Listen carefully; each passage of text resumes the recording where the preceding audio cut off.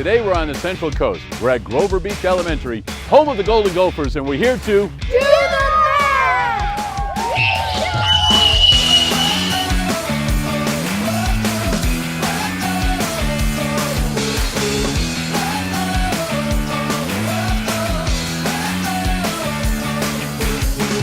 All right, back with the students at Grover Beach Elementary, and we're talking about using 24 feet of fencing.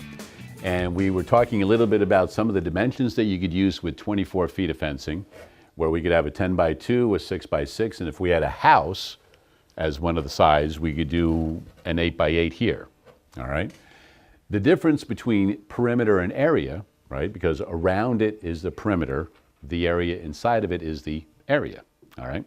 So here's what I want you guys to do, all right? You have 24 feet of fencing. You cannot use a house to go up against it. This is going to be freestanding out in the middle of a field, all right? So you can't use a property line or anything like that. As creative and clever as that was, we're going to keep all 24 feet of fencing by itself. Everybody good on that? Mm-hmm. All right. I want you to tell me and show me the greatest area that you can make with 24 feet of fencing. Go. Okay, so what we could do is one thing for 24. So we need to a square would be good.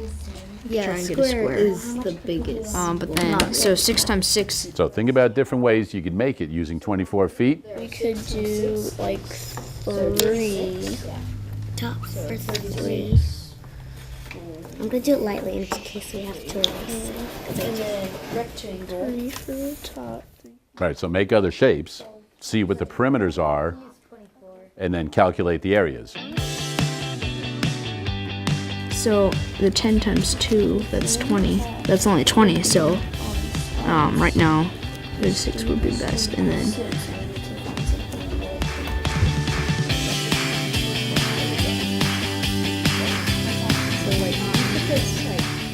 And then we could add +4.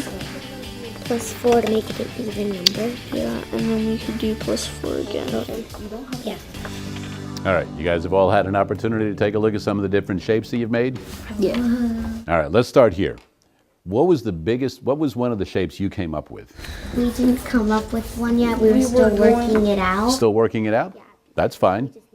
What about you guys? What kinds of things did you come up with? Oh, I came up with a complete fan. Well, you're still working on it, right? Well, I worked on this, and then I added up the perimeter to see if it... Oh, you got a little bit under 24, huh? There you go. I like how you're using decimals, though, to see if you could maximize that area. What did you come up with? was with the square with the 6 feet and the 4 feet. Okay. So if you did 6 by 4, right? So you can put a 6 there and a 4 there. So now add them up.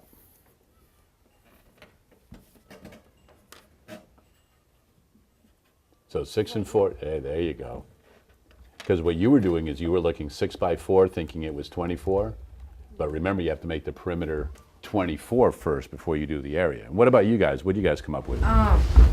Well, we looked at the rectangle and the square already on the board. Yeah, start with those, right? 2 is only 20, so that's only an area of 20. But 6 times 6, that's 36, which we think is probably the biggest you could get. So this, you said 10 by 2 is 20, right? And then here's another one you could think of.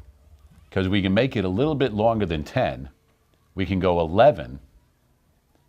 So if each of these sides is 11, what must the ends be? 1. 1. Right? Now what's an 11 by 1? 11. 11 square feet, right? And we don't want 11, right? That's less than the 20, even though somebody goes, oh, wow, yours is 11 feet long. But in reality, the area shrinks, right? So you're on the right track, because as the numbers get closer together, because 11 and 1 far apart, low area. Get closer, 10 and 2, there's a difference of only 8 instead of 10, the area gets bigger. When you finally make a square, a 6 by 6, and you hit it right on the button, that is when you get the largest area, and the area is? 36. 36. Square feet. There you go, 36 square feet. Nicely done. You guys have a good time with that challenge? Yeah, we just keep There you go. them at the left. You just got another one? Yeah. A 9 by 3? Yeah. Very good. That is another one. And when you calculate 9 times 3, what do you get? 24. Pretty much. Square feet. Almost. Instead of 24, it's 27, 9 times 3, right? But you see, 27 is more than this because you got closer together, right? So the closer you get together in both measurements, the greater area you have. And that, just a little bit of math with the students from Grover Beach Elementary.